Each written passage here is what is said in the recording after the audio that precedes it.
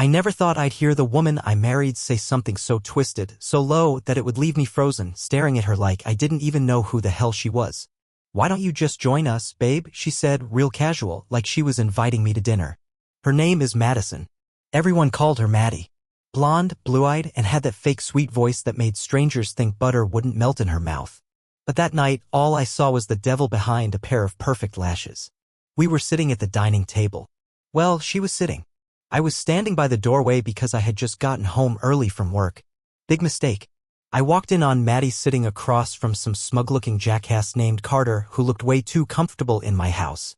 His shirt was unbuttoned at the top, his hand lazily wrapped around a glass of whiskey, my whiskey. He had the nerve to give me a nod like we were old college buddies catching up. I should have punched him right there, but I didn't. My brain couldn't keep up with my rage. "And Maddie?" She didn't flinch. Didn't look scared, guilty, nothing. She leaned back, crossed her legs slowly like some damn soap opera villainess, and said the most ridiculous thing I've ever heard in my life. "I opened her marriage, babe. I've been seeing Carter for a few months. I didn't want to hide it anymore. But I figured maybe you'd want to join us." Join them. Like it was a barbecue. Like she hadn't just spit on everything we'd built together for 8 years. I blinked. Laughed. Not because it was funny, but because that's what your brain does when it short-circuits. "You what?" She rolled her eyes. "God, James. Don't be so dramatic. People do this all the time. I thought you'd be mature about it. You always act so uptight when it comes to new experiences." Carter just sat there with a smug grin, watching the train wreck. I could feel my jaw clenching so hard my teeth ached. I walked over, snatched his drink off the table, and poured it on the floor. "That was a $120 bottle," I said, eyes locked on his. He stood up, finally growing a pair. "Hey man, calm down. Get out. Before I make you leave in pieces." He looked at Maddie for backup, but she just gave him a wave like she was bored. "It's fine, Carter. Just go. I'll call you later." He hesitated, then left. Door slammed. Silence. I turned to her, my fists still shaking. "You opened her marriage?" "Without asking me." She scoffed, stood up, and walked past me to grab another glass of wine from the kitchen. "I've tried talking to you about this before, James. You're just so stuck in your little traditional bubble. I need excitement. I'm not gonna be some step-forward wife for the rest of my life." Excitement. That's what she called getting folded by some other dude while I worked 60-hour weeks to pay for her SUV and yoga classes. I followed her into the kitchen. "So you just decided to screw around behind my back?" She sipped her wine and leaned on the counter like she had all the time in the world. "I didn't cheat. I expanded our options. You could have joined in. But you're too insecure." I stared at her, and in that moment I didn't recognize her. The woman I married was gone. Replaced by this cold, calculating B*** who had the nerve to call betrayal a lifestyle. "I loved you," I said quietly because I knew raising my voice wouldn't change anything. "I gave you everything." She rolled her eyes again. "Yeah, well, maybe that was your mistake. That line, that one damn line, it hit me harder than any punch." I turned around, walked back into the living room, and sat down. I needed to think. But my head was spinning. My hands were shaking. My heart? Shattered. And the worst part? She didn't care. She was humming as she cleaned up the wine glass like this was just another Tuesday night. I didn't say a word the rest of the night. I just sat there, replaying everything. Wondering when the woman I loved turned into this monster. Wondering how many times she'd lied while looking me dead in the eyes. And most of all, wondering what the hell I was supposed to do now. This wasn't just betrayal.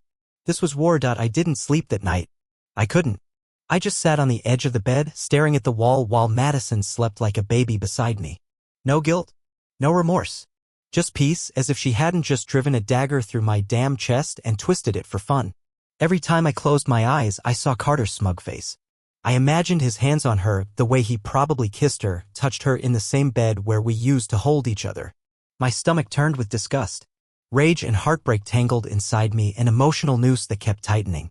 Around 4 a.m. I got up, walked to the bathroom, and splashed cold water on my face.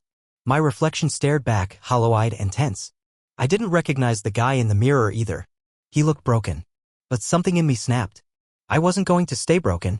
When morning came, Madison rolled over, stretching like she hadn't just detonated our marriage hours before. "Morning," she said lazily. "Didn't come to bed." I didn't respond. She sat up, brushing her hair out of her face. Still mad. Still mad. That's how she framed it. Like I was a child throwing a tantrum. She climbed out of bed and walked into the bathroom without waiting for a reply. I could hear her humming again, same tune she hummed last night after her little confession. And I swear to God, I wanted to rip the walls down just to drown it out. At breakfast, she sat across from me, sipping her coffee, flipping through her phone. I was thinking, she said casually.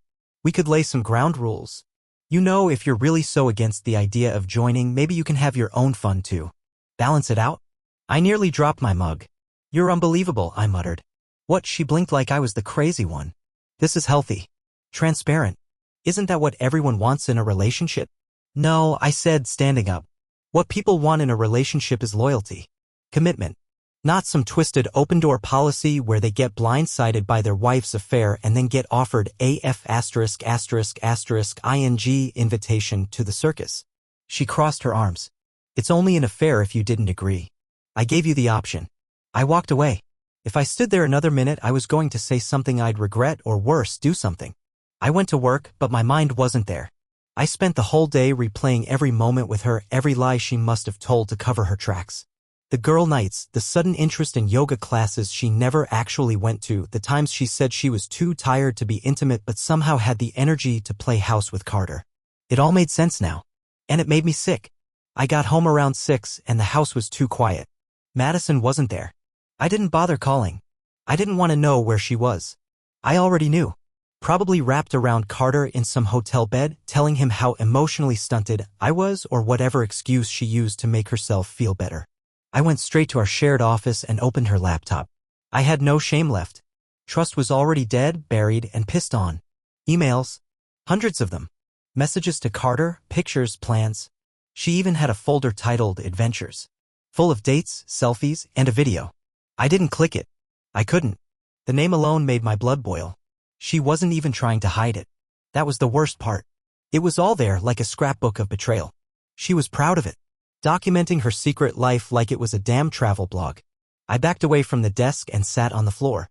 My heart felt like it was caving in. How did I become this guy? The one who gets humiliated in his own home?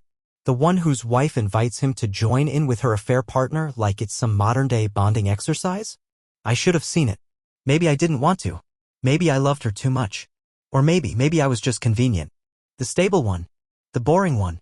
The provider she could rely on while she ran off to chase her little thrills. I stayed on the floor for a long time. Then I stood up, packed a bag, and walked out the door. No note. No explanation. She wanted an open marriage? Fine. I was going to open it wide enough to walk out and never come back. But before that, I had one thing left to do. She thought I'd just take it. That I'd sit down like some spineless loser and watch her build a new life with Carter while I withered away in the corner. She was wrong. Dead wrong. Because I had my own response planned. And it was going to be solid. I drove straight to Logan's place. He was my best friend since college, one of the few people I trusted, someone who knew me before I became this worn-out, hollow version of myself. When he opened the door and saw me standing there with a duffel bag and a 1,000-yard stare, he didn't ask questions. Just stepped aside and said, "Come in." I dropped my bag by the couch and sank into the cushions like gravity had finally won. He handed me a beer, and for a moment we just sat in silence. Then he asked, "It happened, didn't it?" I nodded slowly. "She's been sleeping with Carter." Logan froze mid-sip. "Her coworker Carter?" I laughed bitterly. "Yeah, that Carter. The one she always said was just a friend and would never cross a line." Jesus Christ. I told him everything, how she came home that night like nothing had happened, how she framed it like a gift, like she was doing me a favor by opening the marriage and giving me the option to accept it. Her twisted logic made it seem like I was the unreasonable one for being hurt. And Logan? He didn't try to play devil's advocate. He didn't suggest therapy or seeing her side. No, he just sat there, jaw clenched, as angry as I was. "She's not just cheating," he said. "She's trying to normalize it. That's next-level manipulation, man." "Exactly. And Carter? That slimeball knew you. You invited him over for the Super Bowl last year." "I know," I said, my voice tight. He shook my hand with the same fingers he used to. I stopped myself. I didn't even want to say it. The image was already burned into my brain. Logan leaned forward. "So what are you gonna do?" I looked at him, eyes steady. I'm not letting her walk away thinking she won. That night, a plan started forming in my head. Not out of spite, but out of clarity. I needed her to feel what she did to me, not just hear it through some half-assed breakup speech. I needed to show her the cost of betrayal. The next day, I went home when I knew she'd be at work. I walked into her bedroom, took photos of every document, every piece of proof I found in that damn folder on her laptop. Then I sat down and crafted a beautiful little email. I attached the screenshots, some of the more revealing messages between her and Carter, and sent it to exactly 5 people: her parents, her best friend Rachel, her boss, Carter's wife, and myself. Just for the archive. Then I left the house and called a lawyer. When Madison came home later, I was already at Logan's again. She called me finally after 2 days of silence. "You sent my messages to people?" Her voice was shrill, full of fury, not remorse. "I did," I said flatly. "You violated my privacy." I almost laughed. "You shattered our marriage and you're worried about privacy?" She didn't respond right away. Then she spat, "You're such a child. This is why I wanted something open. You're emotionally stunted. You can't handle a real relationship."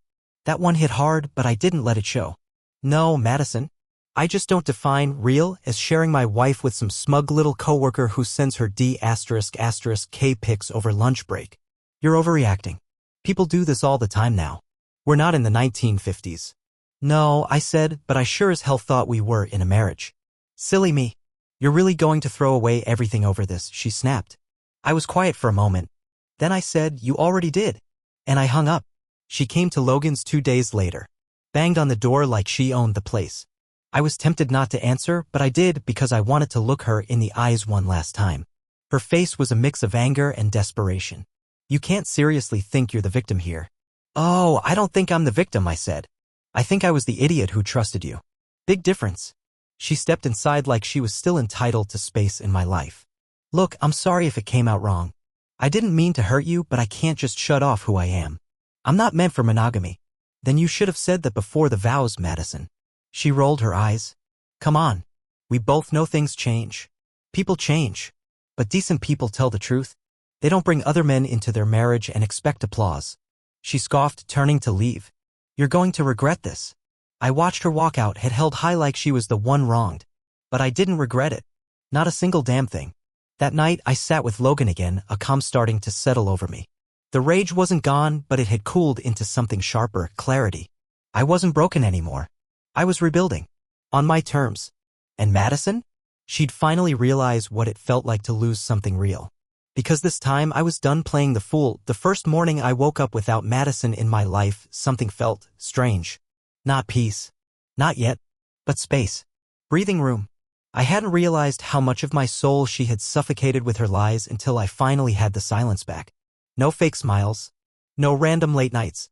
No scent of foreign cologne lingering on her clothes. Just me. Alone. Honest. I had breakfast at Logan's kitchen table, watching steam rise from my coffee. The sun filtered through the blinds like nothing had changed, but inside I felt like a man who'd been through a fire. Burned, yes, but still standing. The lawyer called just after noon. I'd given her the green light to draft divorce papers. She asked if I wanted to pursue anything regarding infidelity, financial damages, the house. I told her to go for everything. Madison had played her game long enough. Now it was my move. I wasn't usually that guy, vindictive, cold, but something in me had snapped. Not just because she cheated. Not just because she lied. But because she had tried to rewrite reality like I was too dumb to notice. She gaslit me into thinking I was the problem, all while she paraded Carter like some reward for her spiritual enlightenment. And then, like clockwork, came the next twist. Rachel, Madison's best friend, called me. At first, I didn't answer. I figured it was just more damage control from Madison's camp. But then she left a voicemail that made my blood run cold. "Hey, Jake. I don't know if you've heard yet, but Carter's wife filed a restraining order against Madison. You might want to call me back." I called instantly. Rachel picked up with a hushed voice, like she was hiding in a bathroom stall. "She lost it, Jake. She went to Carter's house last night. He wouldn't open the door, so she started screaming. His wife recorded the whole thing. Said Madison tried to break a window." "You're kidding." "I wish I was." "She's spiraling. She's saying you ruined her life." "I ruined her life." The level of delusion was Olympic. Rachel sighed. "She told me you were controlling, jealous, emotionally abusive. Said you tried to isolate her." I closed my eyes, jaw tightening. "She's rewriting the whole damn story." "She always does," Rachel whispered. "I covered for her more times than I can count, Jake." "I'm sorry." That hit me harder than I expected. "You knew." "I knew about Carter. And a couple others, if I'm being honest. I never thought it would go this far." I kept hoping she'd grow up, stop playing games. You should have told me. I know. I didn't think it was my place. But maybe it was. I didn't answer. There was nothing else to say. Madison had been living a double life for longer than I thought, and the people around her had just let it slide. Listen, Rachel continued, she's talking about moving out of state. Running away from all this. Her job's on the line. HR is investigating after the email you sent. I didn't gloat. I didn't smile. It wasn't a win. Just another consequence she wasn't ready to face. Thanks for telling me, I said, then hung up. By the next morning, my inbox had exploded. Madison's boss replied to the email chain with a formal acknowledgement that they'd opened an internal review. Carter's wife responded to a surprisingly calm message thanking me for confirming what she already suspected. Said she'd filed for divorce that morning. The dominoes were falling. Not because I pushed them. Just because Madison thought they never would. Later that afternoon, Madison showed up at Logan's again. She looked different, less polished, more frantic. Her hair was messy, eyeliner smudged, wearing a hoodie like she was trying to disappear. Can we talk? She asked, voice brittle. I didn't say a word. Just stepped outside and closed the door behind me. She looked up at me with watery eyes, but there was no apology in them. Just desperation. You've destroyed everything, she said quietly. No, Madison, I replied, calm. You did. I just stopped cleaning up your mess. Her lips quivered. I lost my job. I'm not sorry. I loved you, she whispered. I stared at her for a long moment. You loved convenience. Comfort. You loved what I gave you. You never loved me. She shook her head but didn't argue. I don't have anyone now. You had someone, I said. You had me. And you burned that down for a thrill. She didn't cry. That would have required a soul. Instead, she scoffed. You're going to die alone, Jake. Better than dying next to someone who treated love like a game. She turned and walked away slowly like she was waiting for me to call her back. I didn't. I watched her go, knowing that was the last time I'd ever let her inside my world. And for the first time in a long time, I felt free. 2 weeks passed. The dust hadn't settled. If anything, it had begun to swirl faster, like a storm taking on new life. My lawyer had filed everything, and Madison didn't even contest the divorce. Not because she agreed. Because she was drowning. She was spiraling so hard that she probably didn't care if she was married or single anymore. I'd heard through the grapevine, Rachel again, that Carter officially cut her off. His wife had the videos, the texts, and his balls in a jar. He folded like a cheap suit, turned on Madison the moment things got hot. That was the problem with cheaters like them. They had no spine when the game stopped being fun. Madison tried reaching out a few more times. Phone calls I didn't answer. Messages that ranged from bitter rants to late-night sob stories. I blocked her eventually. Not because I was afraid I'd cave, but because I didn't want her voice in my head anymore. She'd done enough damage. But just when I thought the last punch had landed, another one came from a completely different direction. I was at the gym, headphones in, getting back into my rhythm, trying to take back control of something, anything, when I saw someone waiting by the lockers. She had shoulder-length brown hair, tight blazer, mid-30s. Not someone I recognized. She walked right up to me and said, "You're Jake Maddox, right?" I hesitated. "Yeah. Who's asking?" She extended a hand. "Erica Barnes. I'm Carter's sister." The name hit me like ice water. I didn't shake her hand. Just stared. "I'm not here to defend him," she said quickly. "Quite the opposite." "Then you better start talking." She sighed, looked around like she wasn't sure how to start. "I came across your email after Carter's wife forwarded it to the family. I've seen the photos. Read the screenshots. I don't blame you for going scorched earth." "Thanks," I said stiffly. "He's always been like this," she continued. "Cheating. Lying. Manipulating women. But this time he took it further. Madison actually thought he'd leave his wife for her. He fed her that story over and over again." I clenched my jaw. She deserved what she got. But he's no victim either. "God no," Erica said. "I've hated his lies for years. But seeing what you did, how clean you exposed everything. It was surgical. And brutal. My brother's in hiding right now. Too scared to show his face." "Good." She looked at me differently then, like she was sizing me up. "If you're ever looking for a way to keep this going." Carter's got dirt. On more people. The kind of stuff that shouldn't be buried. I narrowed my eyes. "Why are you telling me this?" "Because sometimes scorched earth is the only way to rebuild," she said. "And because I think you're the first person who actually made him pay for something." I didn't respond. Didn't trust her yet. But something in her tone felt real. Maybe even personal. She handed me a USB. His email archives. "You might want to look at May 2023. It'll explain a lot. And with that she turned and walked away. I waited until I got home to plug it in. Part of me thought it was bait. Another part, the broken part, wanted answers I didn't know I still needed. The files were encrypted. But I knew a guy, Tyler, an IT buddy from college. He owed me a favor. One call and he was in. What we found turned my stomach. Emails between Carter and Madison went back years. Not just a few months. Years. Some messages hinted they'd started fooling around even before our wedding. Others detailed rules for avoiding detection. Codes. Burner numbers. They even laughed about me. Said I was too dull to notice and perfectly predictable. But the worst one, May 14th, 2023. Carter had written, if he ever finds out, flip the story. Make him look like the controlling one. You know how to cry, babe. You've done it before. She replied, already planting the seeds. He's starting to doubt himself. LOL. I leaned back in my chair, numb. My heart didn't even race this time. Just broke in a new, deeper way. She didn't just cheat. She orchestrated it. Planned the manipulation. Used my trust as a weapon.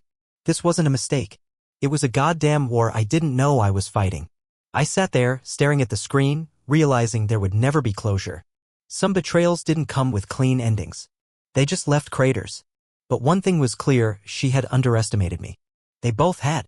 And now I had proof. Not just for the courts, but for every person she'd ever lied to. Every friend she'd manipulated. Every job she might try to slide into after this one imploded. She thought I was soft. Predictable. Easy to fool. But now? Now I was something else entirely. I didn't sleep that night. I stared at the ceiling in silence, the weight of betrayal pressing on my chest like a goddamn anvil. Every line from those emails played in my head on a loop, carving deeper grooves into what little was left of my peace. The way they laughed at me, the way she bragged about making me question myself. That wasn't cheating. That was psychological warfare. By morning, I wasn't angry anymore, I was surgical. I sent copies of the emails and screenshots to my lawyer, told him we were going for blood now. He didn't say much, just replied, understood. When a divorce lawyer says it like that, you know the gloves are off. Next stop was her job. Madison worked for a boutique PR firm downtown, the kind that sold empowerment and branding to influencers who couldn't spell their own names. I had no interest in revenge for its own sake, but the fact that she presented herself as some female empowerment guru while she was screwing her boss and plotting to gaslight her husband? No. That needed sunlight. I didn't just send them the emails. I sent them a portfolio. Photos. Screenshots. Her exact quotes about clients. Audio I'd forgotten I had of her trash-talking her own CEO to Carter in the kitchen while I stood outside the door, unseen. They fired her within 24 hours. The text she sent me after that was art. A masterpiece of delusion. You've ruined my life. All I ever wanted was a real connection. You never saw me. No apology. No responsibility. Just that classic, bottomless pit of blame. She didn't even ask why because deep down she knew. She always knew. But the universe wasn't done throwing curveballs yet. A few days later, I got a knock on the door around midnight. I just finished clearing out our bedroom, well, my bedroom now, and figured maybe it was a neighbor or delivery screw-up. It wasn't. It was Carter. He looked like hell. His hair was greasy, his shirt wrinkled, eyes sunken. He had the posture of a man who just realized nobody was going to catch him when he fell. What the hell are you doing here? I said, stepping out but keeping the screen door shut. I need to talk to you, man. I laughed. I actually laughed. You lost your damn mind. You think I want to talk to you? He raised his hands like I was the unreasonable one. Look, I get it. I deserve every bit of this. But you don't know the whole story. I know enough, I snapped. He leaned in and that snake oil tone returned, just faintly. She told me she'd left you. That you were on a break. I didn't know the full truth until your email blew up my life. She fed you lies and you just ate 'em up? He shifted. Yeah, I did. But I wasn't the only one. Madison had other guys. Plural. I wasn't her only side piece. My stomach turned. Why would you even tell me that? Because I want you to understand she wasn't just cheating with me. She was cheating on me too. There was silence between us.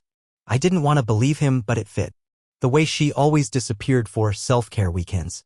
The second phone I found in the guest room closet after she moved out. I stared at him. You came here for redemption? No, he said quietly. I came to warn you. She's unraveling. And when Madison unravels, she doesn't go quietly. The words landed harder than they should have. I closed the door in his face without another word. 3 days later, it happened. I got a call from Rachel. breathless, whispering, "Jake? Madison just posted some crap about you online. Twitter, Instagram, Facebook, everywhere." I checked. She said I was abusive, controlling, that I emotionally imprisoned her and used financial coercion to keep her loyal. She even uploaded an old photo of us, her with a black eye from when she slipped on ice 4 years ago, and framed it like I did it. I felt the world tilt. My mouth went dry. I called my lawyer. He was already on it. "Defamation," he said. "She's trying to nuke your reputation before the court date. We'll file a cease and desist, then go for damages." Screenshot everything. But the worst part wasn't what she posted. It was the people who believed her. Some of my friends messaged me unsure, hesitant.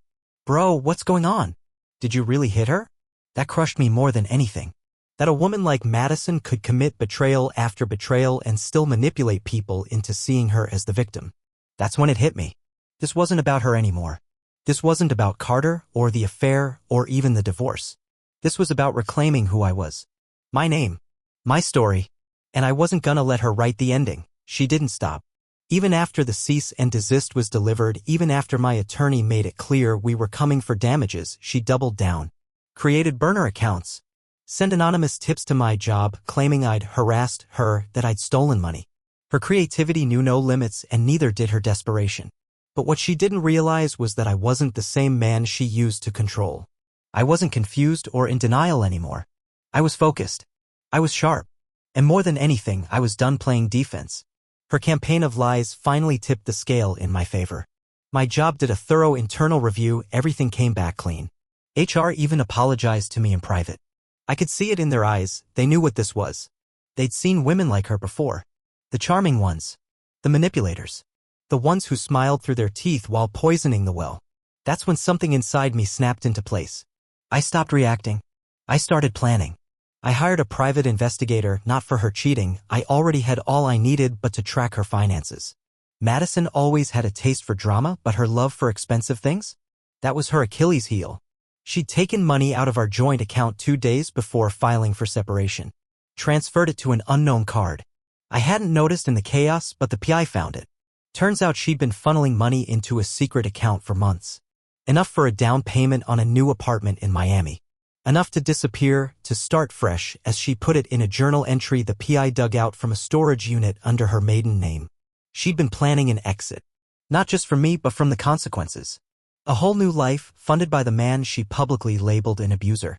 That was my final trigger. I called my lawyer. I want full court proceedings. No settlements. I want everything exposed. He tried to warn me. This could get ugly. Good, I said. Let the world see who she really is. Court was set for 3 weeks later. Madison showed up in full performance mode, flowy dress, barely their makeup, crocodile tears already welling up in her eyes. She clutched a tissue like it was a lifeline. I half expected her to faint for dramatic effect. But we were ready. Emails, texts, phone records, surveillance footage of her entering Carter's condo while we were still married.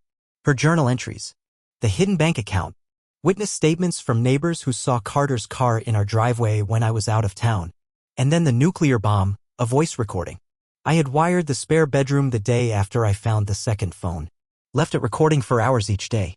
Caught her on a call with one of her friends, Melissa, I think bragging about how she'd trained me to be obedient, how opening the marriage was just a trick to normalize her affair before walking away with half of everything. The court went silent when the judge played it. You could hear her say, "Jake's too much of a good guy to fight back. He's all talk. I just have to cry and he folds. He's easy." I didn't fold. By the time the evidence was laid out, her attorney looked like he wanted to crawl out of his own skin. The judge ordered a psychological evaluation on her, citing patterns of manipulative behavior and questionable credibility. I got the house. I got the car. I got primary custody of our dog, Scout, even though she tried to argue she was emotionally bonded with him. Scout literally pissed on her leg during the transfer visit. I didn't laugh out loud, but inside I was roaring. And most importantly, I got my name back. Her defamation was publicly disproven. The court issued a formal statement to be distributed wherever she'd posted the lies, forcing retractions under threat of contempt. Her PR career? Obliterated. Her Miami escape plan? Toasted. No fresh start, no clean slate. Just her and the mess she made. She tried calling me once after the ruling. Blocked number. Left a voicemail that started out angry, then turned tearful, then landed on pleading. I made a mistake. We were supposed to be partners, Jake. Don't you remember how we used to be? Oh, I remembered. I remembered every late night she came home reeking of cologne I didn't wear. I remembered how she once laughed in my face when I said I didn't want to share her. I remembered how she offered me another man like a dog offered a bone and called it love. I remembered everything. So I deleted the voicemail. Then I blocked her for good. In the months that followed, I rebuilt. Started running again. Saw friends I hadn't talked to in years. I slept peacefully. Ate better. Found laughter again in small moments, sunlight on the porch, Scout chasing squirrels, music playing while I made dinner for myself. There was still pain. Still scars. But they weren't open wounds anymore. They were reminders. Proof that I'd survived something brutal and didn't let it define me. She wanted to write the ending to my story. But I took the pen back. And I wasn't giving it up again. I ran into Carter about 6 months later. Of all places, it was at a grocery store, aisle 5, by the frozen meals. He didn't recognize me at first. I'd shaved the beard. Dropped 15 pounds. Started dressing like I gave a damn again. When he did a double take, his face twisted in a way I'll never forget. It wasn't guilt. It was fear. Like he'd seen a ghost he thought he buried. Jake, hey man. Man.